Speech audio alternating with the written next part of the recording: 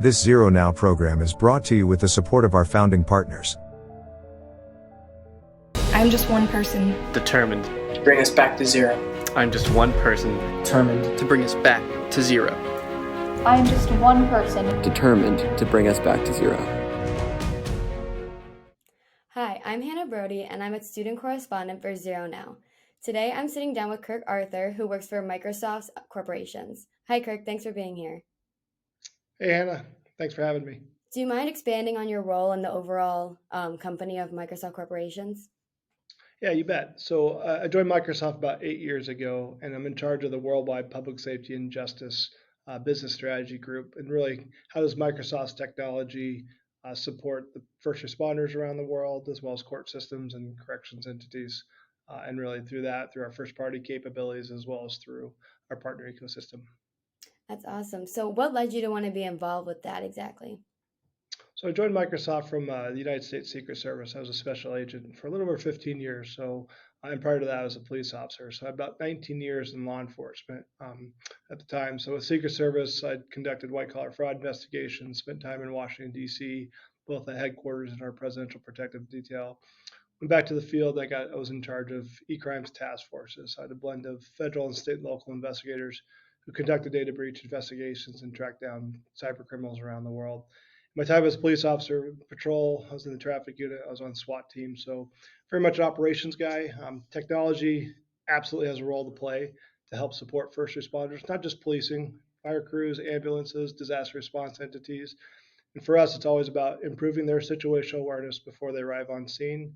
For command staff, having better operational oversight and efficiency, and then end of the day, them going home, end of watch to their home families. Yeah. So I know I've interviewed a lot of people with especially involved in the technology aspect of like campus safety. So what exactly, and they've all have their own obstacles. So what exactly have like you encountered has been an obstacle, whether it's tech related or just like societally related, that could make this job hard or has made the job hard? So I think the biggest hurdle for any agency, for me, it's from a global perspective, but in the U.S. as well. Modern technology, specifically cloud technology, has provided an environment and a climate and a capability to start doing sensor integration. So whether it's at schools, civic buildings, there's CCTV networks, there's access control systems. There's all these signals that provide some level of API and input that you can start architecting and bringing into a common operating picture. So whether it's the emergency call center or emergency operations center, but you can have that fidelity if something's happening bad. So, I know sadly in the U.S., active shooters and mass shootings are just a common thing in our society. Those long guns, that's a big thing for a computer. If you think about computer vision and that capability, somebody pulling that out of a vehicle or pulling out from underneath a jacket, that could be, in theory, if you have the right camera fidelity, that could be an alerting mechanism to first responders to figure out where the problem and the threat is, but also for potentially people impacted, like, hey, shelter in place or head this way away from a threat area. It's just about sensor integration and technology to kind of tell that story. So would you mind giving like an example of like where, like how this technology is implemented just so that we can like visualize it better? Probably the best documented one for us is with the New York City Police Department, NYPD. After 9/11, obviously, that dramatically impacted just the thought process of the city there. It's always going to be a big global target. And so they deployed in partnership with Microsoft what we call domain awareness system. And what that became and started off as was simply integrating CCTV camera networks in the lower Manhattan part of it. It's expanded to all 5 boroughs. All officers have issued smartphones with the right policing applications on those phones.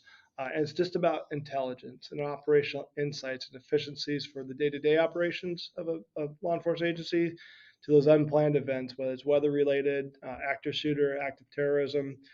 You have to be in that ready state all the time and have those tools and capabilities to respond. So City of New York, there's other pockets around the world. Same challenge, same concept, same issues for people is how can we better react? And really, when I say the word react, that is first responders, right?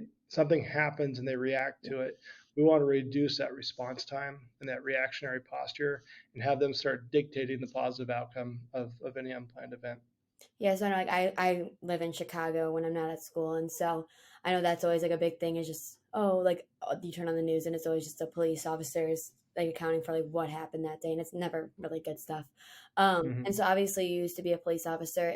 Is this product like is your passion for this like I guess technology, does that come from any experience you had, or is it just something that like you grew to be passionate about after getting involved in it? Yeah, I didn't grow up as a technologist, sociology major, so I'm not a technologist by any stretch. I just, you can see the applications, you can see the tools and the capability, and it being a force multiplier for first responders to do their jobs better. Yeah. So as you said, you're not like a technology person. So would you say like, I know I'm not either. I'm obviously a communications major, hence the reason why I'm interviewing you right now. But I know a lot of my friends, they're like STEM majors and they always talk about a lot of things that I just don't understand. But all of us are growing up in a generation that this is going to either hopefully become less prevalent, but before it gets better, it has to obviously get worse. And therefore, that's what all these technologies are in response to. But like our generation, what do you hope to see from in the future going forward, whether it's from us or like in the near future, in terms of Yeah, increasing campus safety? yeah, no, great question. And I think you have to have a true public-private partnership of, there's always sensitivities around K through 12 and higher education on just student privacy and all those. And we definitely want to maintain that piece of it and just citizen privacy as a whole. However, there's optimization tooling and things that can be done to look at data. In that we talked about that sensor integration, there's always this great fear of mass surveillance, and that's not what we're talking about with technology. It's about awareness, situational awareness, or your surrounding what's going on. If you know DHS, if you if you see something, say something, right at the airport. It's kind of that same mantra in school campuses. Like, one person might hear something from a student and dismiss it because, oh, they're just being mad or they're being goofy, or that's just something Kirk says, right? And then somebody else hears something else, and it's these little breadcrumbs that by themselves don't tell a narrative. But how do we connect those breadcrumbs to say, oh, wait a minute, this person's actually escalating? Because what you see at school, maybe there's something at home as well that adds emphasis to what's occurring. My old agency with Secret Service, there's a whole safe school initiative, and there was researchers and still are researchers, and the studies they do is you look at an active shooter, a school shooter, they exhibit the same pre-attack indicators as an assassin does.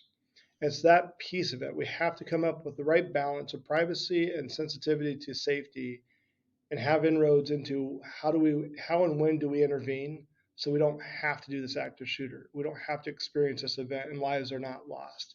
That's going to be a huge challenge. It's going to take political will. It's going to take community will to do it. It's not an issue of technology anymore. Technology can do all this. So it's finding that balance and those partnerships. So I know that you just said like the school, there's like the safe schools like curriculum where you And like implementing that. Do you think there's anything for like, I know parents at home that obviously are sending these kids to school, and like what do you think those conversations should look like if it's more of a community based effort? Is there anything that you like from seeing what this they've implemented in schools? Is there anything that they can do at home as well to send their kids to school and feel safe? Excuse me, safer. I yeah, think so. I mean, I think the main thing is talk, right? Like, I have two teenagers. One's now in college, but one's still in high school, and come home and one, have that relationship with your kids to say, hey, maybe they share, hey, this kid did this something weird at school. And for them, maybe they don't escalate, but for a parent, you might say, well, wait a minute, I want to learn a little bit more about that piece of it. And again, it's just that trusted environment and that sharing of information. Now, I'm a little bit extreme just because of my background, but my kids at their high school, we walked it. We call them hard rooms, but rooms that don't have windows, they have a single access point. So if something bad does happen, can you get to a hard room, or can you get away from the threat area, and be an awareness? And it's sad that we have to have those conversations with our children, but I've seen the real world impact of those things, and so I took the time to do that. I want us to get to a point where we're not having to have those conversations, but it speaks to just kind of your surroundings, any individual situational awareness as you're walking at night to and from buildings. You just need to be aware of what's going on around you. And then I guess another thing that I'm wondering is obviously these conversations, like when I was growing up, like they kind of started occurring when I got to elementary school. But I know for my parents, it wasn't like they weren't going to school with their parents being like, oh, like be aware of this. Why do Yeah. you, obviously prevalence in like the media has allowed us to realize how much this could and does affect us. But like, what do you think stops people from having those conversations and then on that note makes them so prevalent today, apart from like just coverage of it?